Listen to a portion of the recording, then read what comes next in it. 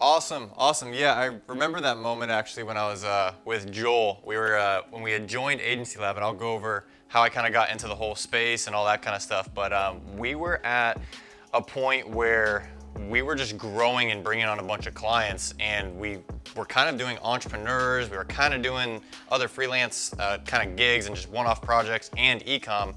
And when we really narrowed in on e-com, I mean, it really exploded, and it also kind of gave a different perspective regarding e-commerce, because it was really just the UGC or the content race or the email and SMS race, and there was like these different divisions we had to build out. And so through that process, we actually had a lot of different department heads and stuff like that. And so long story short, I learned a lot of the things I'm going to cover here today through growing that agency, and we made obviously mistakes and we learned from them, but some of them could have been really, really costly. And so just as a business owner, instead of just being caught up in, you know, the service of the fulfillment or what you're actually doing for your clients, you also got to be able to guide the ship.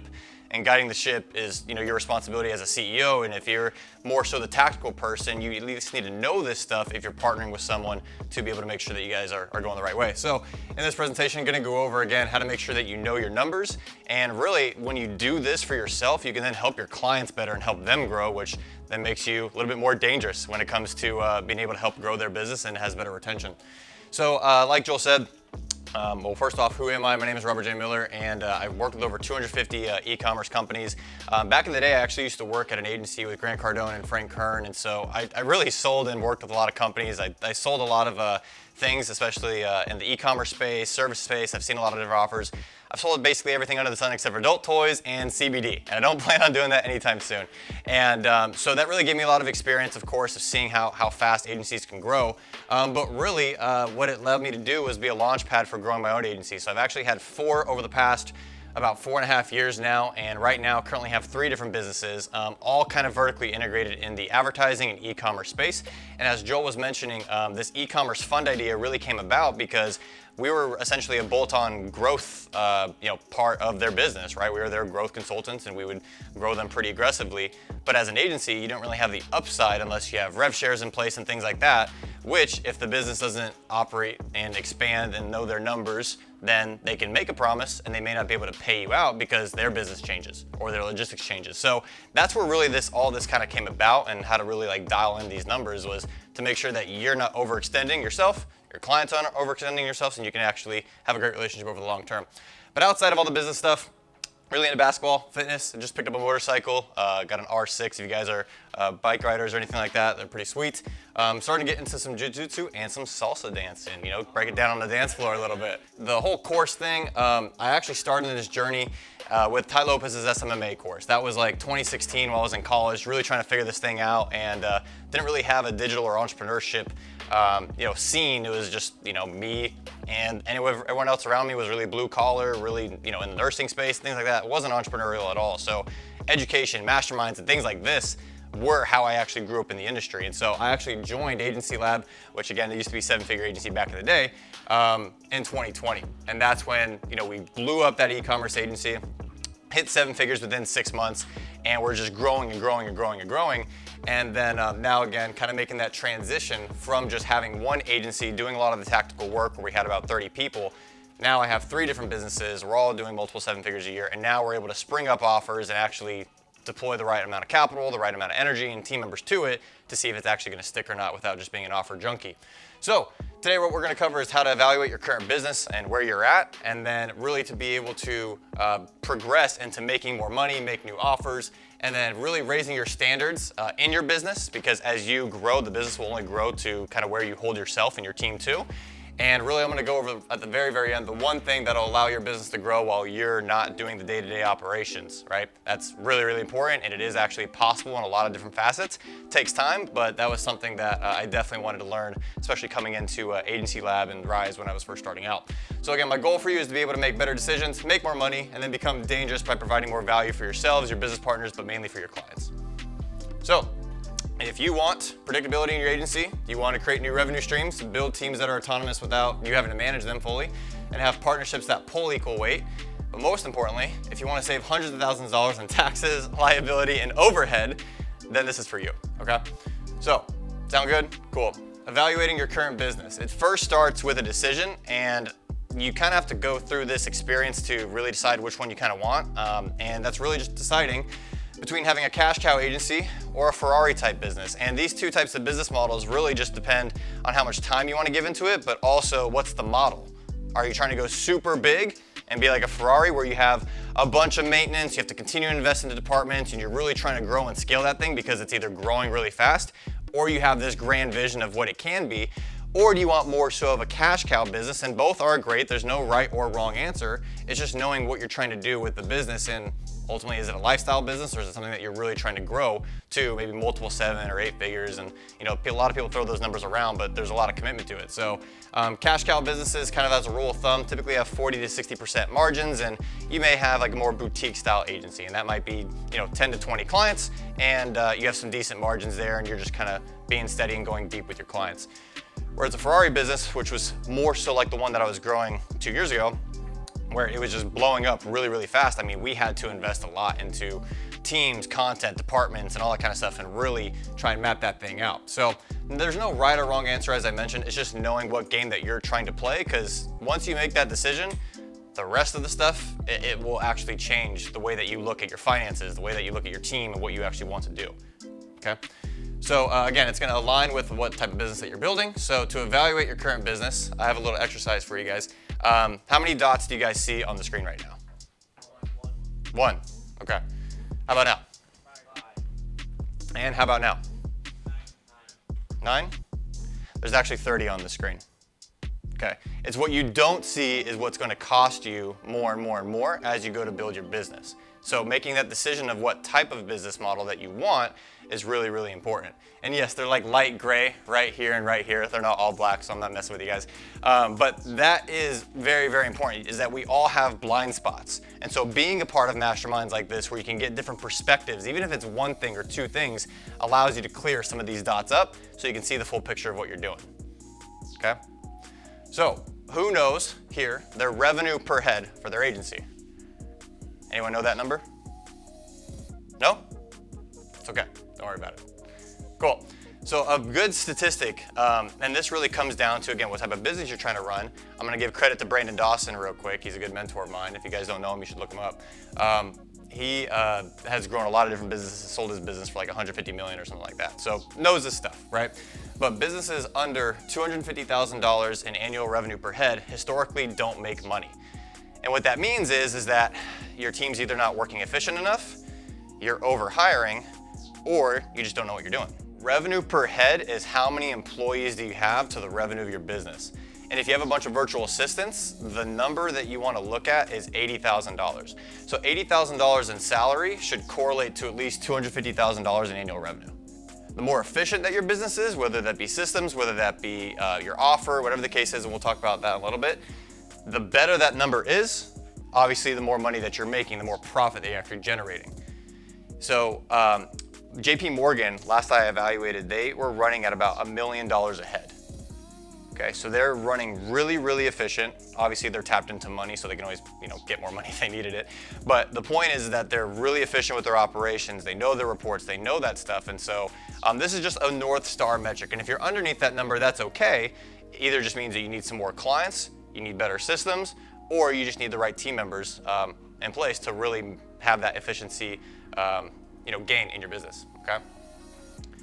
So another question, how much is each function of your business for what you do for your clients costing you?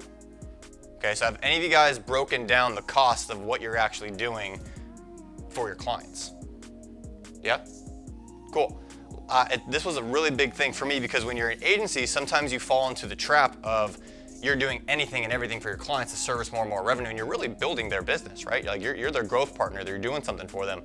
And if you don't understand what it's costing you as the business owner, you're almost building leverage for yourself, but you're not utilizing it for yourself. You have the media buyers, you have the content creators, you have the UGC editors, whatever the case is. And yes, you can bring on clients, but there's also a bigger game to play when you do build that leverage. So if you're just getting a retainer, if you're just getting slight rev shares, or whatever the case is, that leverage that you're essentially building, you're taking a lot of the risk on, the clients are able to add to it, but if you're just not charging properly, it may not even be worth it. And that's where you really have to evaluate these numbers, because is it a cash cow business? Is it a Ferrari business? What are you doing? All right? What do your numbers look like? How often are you comparing the budgets of your expansion? And we'll do a Q&A session at the end. I know some people are putting up their hands. How often are you comparing the budgets of what you're looking to do versus comparing to actually what happened, right? This one can be a little bit tricky, especially in the agency space, but the biggest things when it comes to the budgets are, wasted cost. Are we not having enough profit? Why is that, okay? And more than likely, it's because we're not doing cost process analysis. And you guys will be able to get the slides at the very end of this, so we actually have a template that I'm giving you for this sheet. But this cost process analysis sheet saved me thousands of dollars, tens of thousands of dollars. We actually got this process, this is a little bit of a tangent. A hedge fund was looking to buy one of our e-commerce agencies back in the day, and they told us that they're either gonna buy people, process, or the data that we have under management. So when they wanted to see, did we have all of our processes really dialed in, we went step by step by step by step, seeing exactly what we needed to actually potentially get that buyout. That's breaking it down literally from the onboarding process to the fulfillment process to this process, and this, like, breaking down your business to be able to see whether it's a foundational element or if it can be automated or if it can be eliminated. And then, is that SOP built? Do you, your team members, or whoever know how to do that, and is it replicatable? And so it's a pretty good diagnosis or a good gut check on your business to see if is it really something that you can hand off to someone, or is it just something that you are kind of in that rat race for and you're not able to kind of elevate out of it. So once you do these types of analysis, then you look at what it's costing you. So this bottom here, this cost was just showing kind of the what we were paying in salaries and how many hours were allocated to these meetings. Every single meeting that we were doing was costing us about $2,500. So we better get more output than the $2,500 it's costing us to, make that meeting worth it, if it is an all hands in. If it's not an all hands in, if it's just certain teams and departments, you can see the different costs broken down here, like $200 or $1,000, whatever. Are we getting that production out of that meeting? Or are we just kind of showing up to show up and talk? And there's times and place for that. It's not that you can't build a culture around being welcomed and really feeling good and nice and all that stuff and connecting with your people. But there's a time and a place for that. And so when it's the productive hours of the business, making sure that that's in line and that the whole team knows what that's costing us, you then start to see your team members not show up to meetings, not because that they didn't show up to the meeting, but because the input that they were going to put on that meeting was not greater than the output or the cost of that meeting itself. And their output could have been greater in other areas. And they're not wasting time. So, optimizing that cost process sheet with automations, with reports, scorecards, all that kind of stuff allows you as the business owner to see the numbers that you want to see. And that's a really, really big, important piece, because when you're able to look at a department and just say, hey, how much, for example, if you're media buying, if you're running ads and all that kind of stuff, and you have two different teams, pod 1 and pod 2 as an example. If this pod is generating more revenue than this pod, meaning let's say there's 10 clients in each one, these group of clients are generating $1 million, this group of clients only generating $500,000 a month. Well, why is that? Is it the client? Is it our team? Do people need to be trained? Or do they need to be managed properly? Like, how do we try and balance that out? And so those are the high level numbers that you can see based off of the production of the media buyer, or really just the performance of the emails, or whatever the case is that you guys are providing for your clients. Okay? Question: what is the number one cost in your business right now? What do you think the biggest cost is? Taxes? Well, yeah, yeah. That is definitely the biggest cost, but I mean operationally. HR, that's a good one. Just wasted time. Wasted time at the end of the day. It's opportunity cost, right? If we have 10 people in a room, then they're all studs, but we're not producing, or we're not, going towards something that could actually be worth, the vehicle or the result to the client. Like, that's wasted time. It's opportunity cost. So, I know some people are against tracking time. I'm huge on tracking time. It actually helps with that cost analysis sheet that we were talking about earlier, because this allows us not only to do a breakdown of all the hours that my team is working on things, but also individual tasks. And it integrates directly with Asana and all that stuff, so they're not going one by one and tracking time on the tasks. But I'm able to say, hey, Colt, why did that take you 3 hours? What can we do either to be better prepared for that task, or can we automate it somehow? Right? Because between my team on just this one business, that's about 650 hours per week that they're doing. I want to make sure that most of it is optimized, right? every single second, not gonna be optimized, we're human, right? Go to the bathroom, grab coffee, dogs barking, whatever, like stuff happens, right?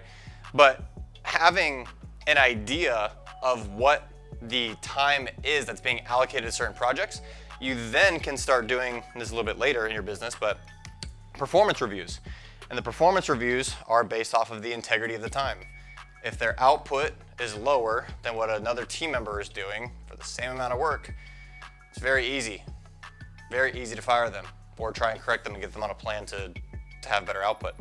We actually had to do that in our customer service department for our e-commerce brands. We had two CSRs, or customer service reps, both doing the same amount of work. One's output was super high, the other one wasn't, and they were both clocking the same hours. Doesn't make any sense. Why is it? But if I didn't have these reports, I would have just continued to be paying two CSRs for someone that one person could do. So it's an efficiency game. Also sets an example and tone in your business too of saying, hey, like there's no freeloaders here, you know? So, by the way, Clockify is the free version. So every hour you can pay for, Clockify is free. Cool.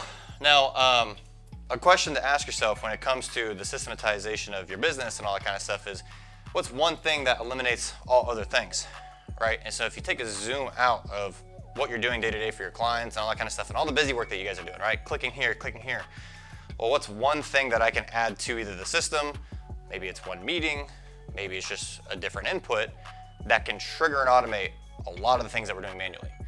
A good example for my business was onboarding. We used to, as soon as a client got onboarded, go create the folders, go create the Slack channels, go create that stuff.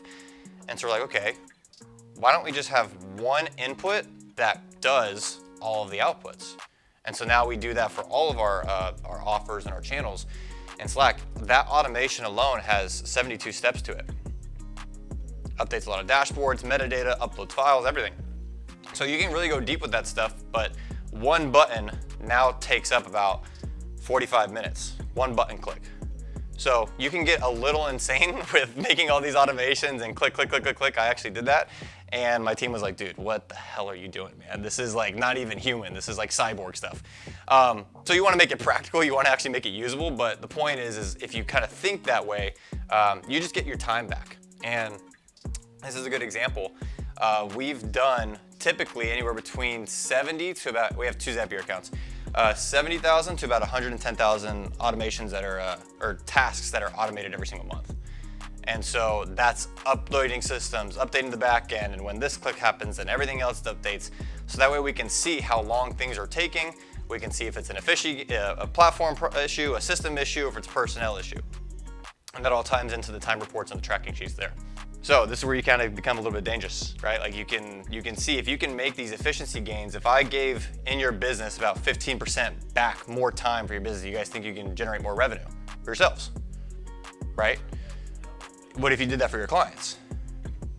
They're probably not gonna leave you, right? And so this is where that value that you're investing into yourself and really figuring this thing out to the extent with finances and to the extent with the systems, and you can always hire people for this, but if you can construct what you want out of that system and what the desired outcome is, and you could probably do that for your clients, whether that be just marketing or email, whatever the case is, they will love you, okay? So let's talk about expansion planning because everyone wants to grow their business here, right? There is a truth to you can grow too fast, and I call it blowing up and busting out. You can do this by getting so much revenue, and then you think you gotta hire, and then maybe the growth stops. And you're like, I got all these other people that I just hired, and I gotta onboard them, train them, run the divisions, the companies, etc., while making adjustments to the marketing campaigns, etc. So I have this this teeter-totter effect, right? Where we grow a lot of revenue, I may hire, and if I did plateau, which it does happen sometimes in business, you got to adjust, whether it's a platform change or whatever, that you just at least are aware of the metrics. Business, you're always going to go like that on your way up, right? But at least you're aware, and the awareness is what saves you a lot of money. So on the front end side, easy numbers, we're all marketers here. Cost per bookings, cost per show, cost per offer made, the close rate, obviously the revenue generated. Some two big things that I really had to learn this year was our speed to lead and how we were actually going to track that in our systems, as well as the origin source of the funnel. We did something called funnel tags, essentially where every single offer that we made and even the split tested variation came up with their own tag. So that way we knew where they opted in from and knew the messaging sequences that they were getting, even if it was the same offer.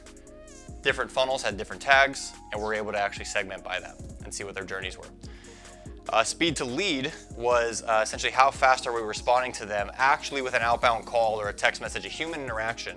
And that really is a leading indicator of either how busy your sales guys are or how busy you are, or when you need to prioritize your time of how to actually get to those people quick, okay? When you do that, you can then build dashboards and systems like this. And then that aggregates all up, and that's what all those automations are for. So I can see the flow of the different funnel tags that I have. Where did my revenue actually come from the marketing efforts that I produced? Speed to lead, you can see up here, it increased from 10 hours to 15 hours. So I said, hey, sales guys, what's going on? Is it too many leads? Or are you guys just not working? Like, I wanna know what's up.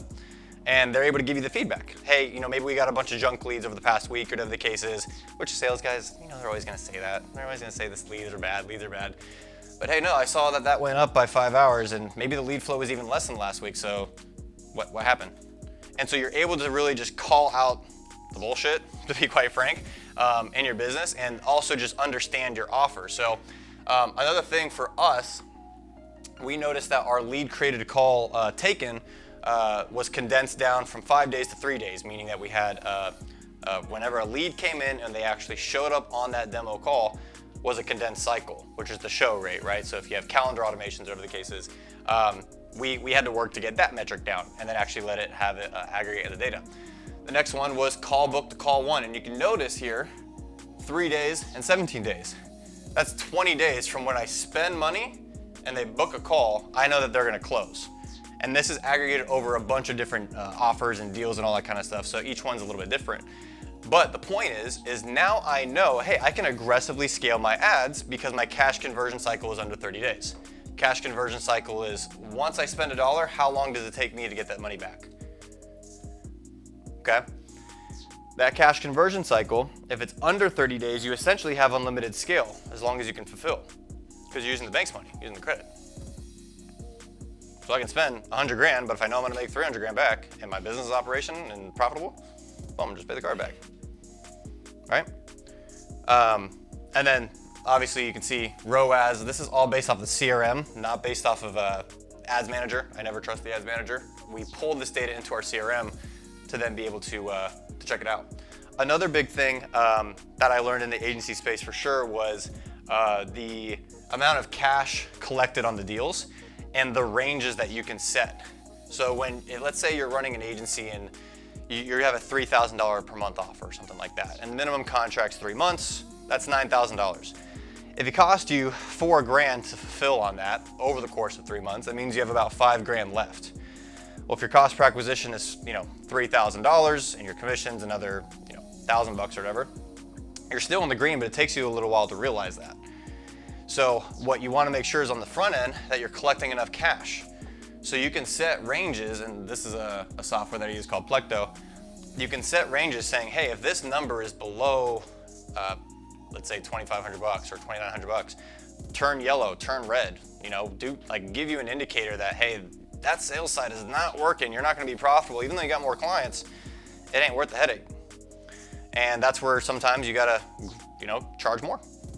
Charge more. If you have that much demand, we went at one of my old agencies, Skillbold, from 3,000 to 5,000 and to 7,500, and we had to keep doing that because that back end was growing. We were providing so many different services and offerings that we had to financially model out those offers. So this is just an indication. It takes a while to build out, so don't freak out too much, but these are some KPIs you should look at. So far, so good? Okay, cool. All right, expansion planning on the back end. So this kind of goes into the cost analysis I was talking about earlier, but you need to know your team members and costs, the software costs that you're gonna expand into, right? Slack every single person, EverHour every single person, that kind of stuff. And then obviously, your average cost per acquisition, your tax prep and bookkeeping, which just put it in as an expense every single month, whether you have a bookkeeper or not right now. Just put it in as an expense. You don't want to be cut at the end of the year without a tax prep or bookkeeping. And I always like to get to how fast can we get to 3 months cash reserve and then 6 months cash reserves. So if my burn rate, or with all the costs that I have outside of my ad spend costs, is $20,000 a month, I need to get to 60 grand on the low end and 120 on the high end. Because then I can actually play a different game. I'm not in the rat race of, I need another client this month, I need another client this month. You actually have some breathing room and you can make some better decisions. Okay. So this is an expansionary plan from when I first started automated retail commerce. In 6 months, we did about $2.2 million in revenue from zero on that offer. We're now on pace and on track to go into about that 7 million to about 10 million next year, just based off of doing operation expansion planning like this, because we know the team members, we know the KPIs, and there's gonna be some fluctuations along the way. But this is how we originally built it. So you can see that we have what is the new revenue gonna come in to fulfill this team structure. So we laid out how many media buyers are we gonna need, how many client success managers are we gonna need, copywriters, etc. are we gonna need. Then we also have what are the costs for the quarter, what's the cost for the masterminds that we in, did we have any debt on a credit card that we wanted to pay or whatever the case is. Laid it all out. This blue here, I'm not sure if you can see it, it is the cash reserves.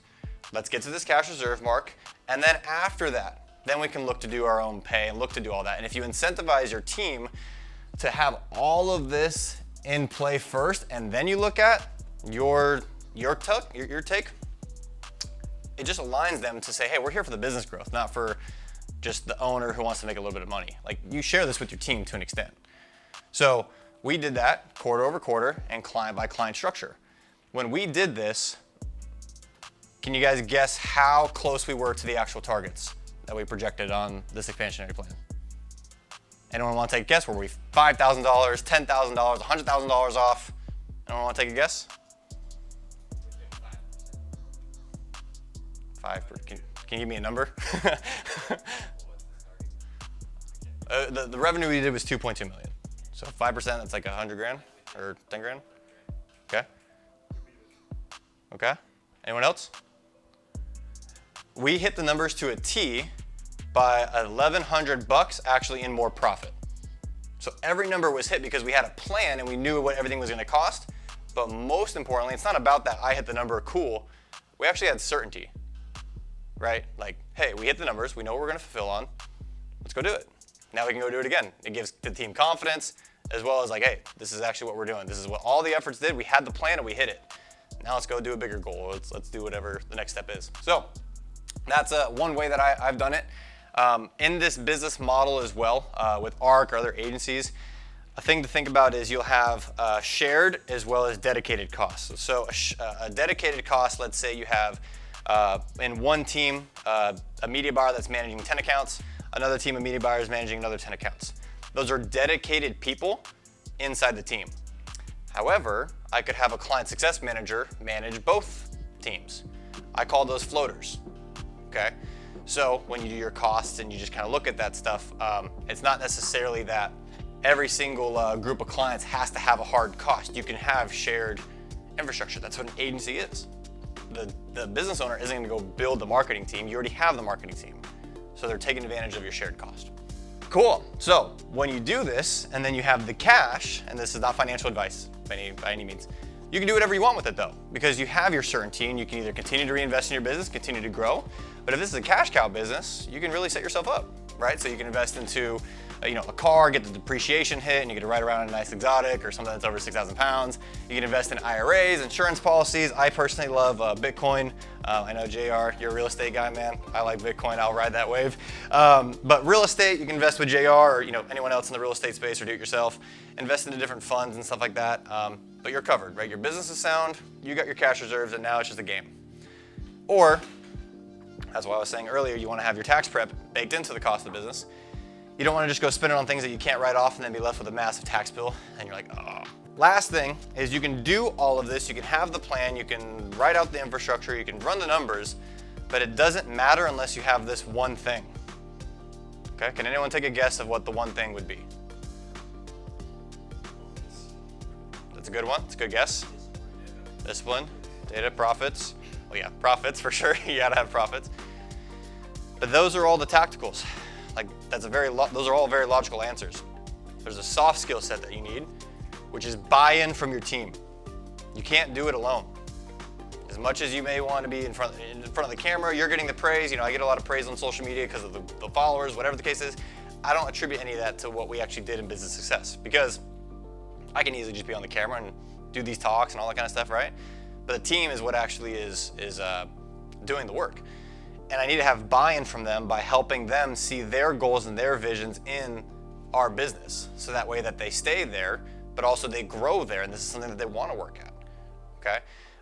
And that's really, really big. So as a leader, the tools, the KPIs, and the units of your business, if it isn't for yourself that you're gonna do this, do it for your team. They count on you. They look at you as a leader, especially with times that we're going into right now, like, you're the guiding light. You're the one that's guiding the ship. So don't fuck it up. All right, so another question that actually helps me with this in general, whenever I'm rolling out a new offer or updates for clients or any of that kind of stuff, is does the team have what they need to ensure success for us, our clients, and the offer? It's not say, hey, I got an idea, let's freaking run it. It's, if I were to do that, do I have the reports in place? Do I have the dashboards in place? Do I have the resources in place to be able to have that be an efficient rollout? Hey, wait, before you go to the next video, I want you to click the share button and send it to a friend, family member, or a business owner that needs help growing their business. And look, if you like this content, then I want you to go ahead and click the link in the description and check out our community, Digital Entrepreneur Secrets. It's a community that I've put together in order to help entrepreneurs go deeper into topics just like the one that you saw in this video in order to really help them grow and become a better digital entrepreneur. So go ahead and click the link in the description to check that out, and we'll see you in the next video.